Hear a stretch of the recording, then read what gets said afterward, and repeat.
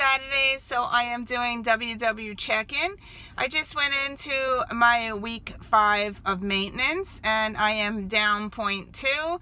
I'm right in the range where I'm supposed to be, which is good. I have one more week and next week I will hit lifetime if I maintain. So yeah, I am goal oriented to hit that lifetime mark so I don't have to pay anymore for the meetings.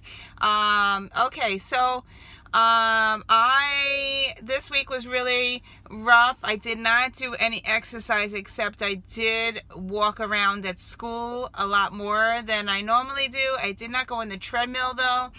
My food choices, it was rough. Okay, so last night we had a movie. We treated my son. My girls slept over their friend's house for a birthday party, so we only had my son. So I had a nice date night with my husband and my son. We had pizza for dinner, and then we went to a movie, and I told myself I already reached all my points. I'm not going to eat any popcorn. And of course, after my husband ate half the bag of popcorn, I was sitting there, I'm like, I want popcorn, I want popcorn. So I ate some popcorn. I didn't track it. But then after the movie, it was like 11 o'clock at night. And after the movie, my husband's like, let's go get ice cream. And I'm like, no. You were a food pusher. I cannot have ice cream. But Justin, do you want ice cream? And he said yes. So we went to McDonald's. I got my husband an ice cream, my son an ice cream. And I said, no, I'm only going to get a bottle of water. And that's what I had last night. So I'm really proud of myself that I did not add that extra ice cream. I didn't need those extra pounds. I don't know how many points. I think it's like 14 points for a sundae or something like that.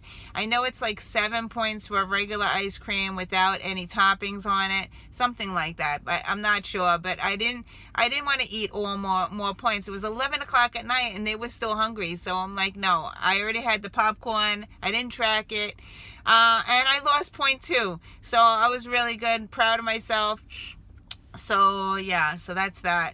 I am still working on trying to get our debt down. Okay, so we're trying to do a debt snowball, so I'm giving extra money to my credit cards, but I'm trying to switch from debit card, well, Amex card, to cash type thing. I'm having a hard time. It's so hard. We overspend on food. We actually did really good on the food this month, but we were overspending on medical bills this month. I had a doctor's appointment. My daughter had a doctor's appointment. Then my daughter got this medicine. It was like $100 for her medicine. She has some acne issues on her face. So the doctor prescribed this medicine that the insurance doesn't cover. So we got the medicine for her. And yeah, we were just in overspending on medical bills. It's like crazy. I think I spent like $200 extra on what do you call it? Copays. So $200 extra on copays, then the medicine. Yeah, so we overspent on that. But I really was amazed that I stayed within my grocery budget. Yeah, so that's a good thing. And I use this app. It's called... So I downloaded this app. It's called Good Budget, and I've been trying to do envelopes, and instead of doing, like, use my Amex card, and every time I use my Amex card, I would put the budget number in, and it was like a reality show, especially when you see all the red in the medical. My medical, I have a budget for medical. I have a budget for medicine. So those are all in the red, but I did stay within the green for the groceries and for dining out. So I'm happy about that. It's just that we overspent in medical this month. Some things you just can't handle. Like my husband had a dental appointment and he had a filling that wasn't like half covered. I'm like, oh my God. Oh, and then my husband, his car went into service. We paid off his car, so we have one less payment for car payments. paid off his car, and then his car went into for servicing, and it was like $2,000 to fix his car. I know I'm gonna curse. I'm holding my tongue there. And we had to charge it. So we had that. Then 2 days later, his tire went, and he had to go put a new tire on. And then he says to me, "I want to buy a new car." I'm like, "We just paid your car off." And like, I don't know if you want to buy a new car. So I really don't want another payment, but he's hounding. He's like, "But this car keeps on getting servicing and servicing." So I don't know what's going to happen. So we did try to get the PMI off our mortgage insurance.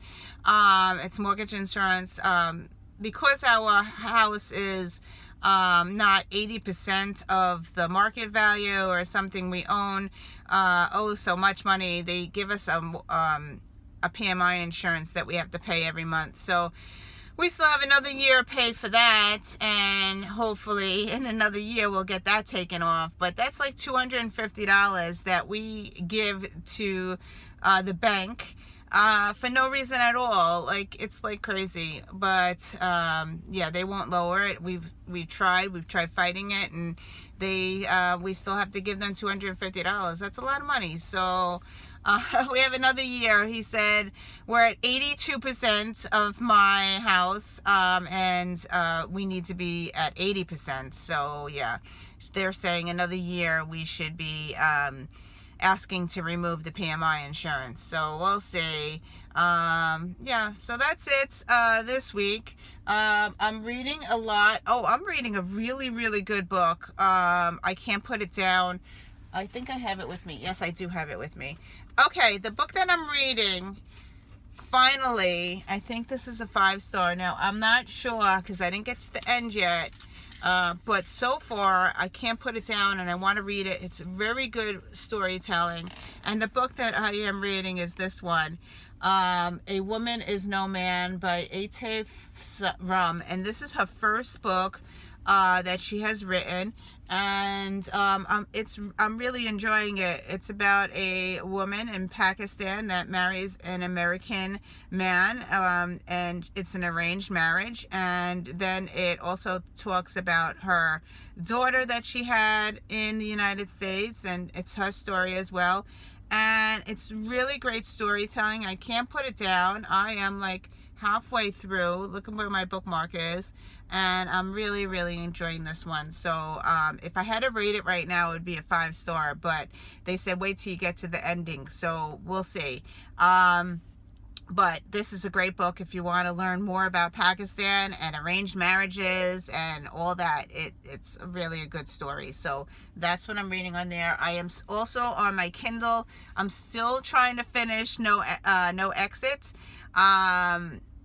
I think it's because it's on the Kindle that I don't like it that much. It is very violent, No Exit. And I'm at 80% done. So I want to finish that. I was reading that as my blue book for March Mystery Madness, and I still haven't finished it yet.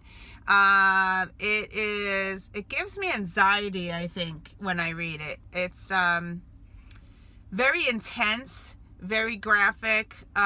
It was repeating a lot, so she would like keep on saying, how could I get away from this guy, how could I do this, how can I do that, but it repeated and repeated, and it was like getting to me annoying.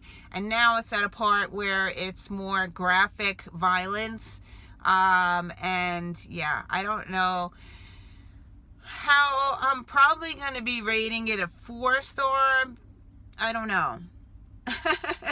It's not a 5-star for me because I'm not picking it up as much as I want, because I would have finished it already, and I'm not really picking it up as much, and it's starting to get really violent. So yeah, intense violence. But that's it as my reading goes. I am going to Barnes & Noble. I do have a coupon, and I don't know if I'm going to be buying a book, but yeah. So that's what I'm doing today. Have a great week. Weight Watchers says make time for yourself, and the only time I make time for myself is Saturday mornings when I go to WW. Usually I am always like cooking dinner for the kids, cooking dinner for my husband. folding clothes, doing stuff around the house, working.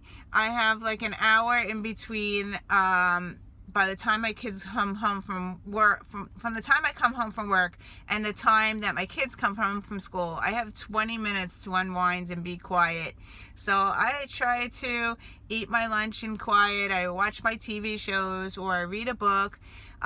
So I'm usually with somebody at all the times. So Saturdays, I really enjoy being alone, going to the meetings, just sitting there, learning how to eat, learning how to different things, just different things. The meetings really help. I try to attend as much as I can.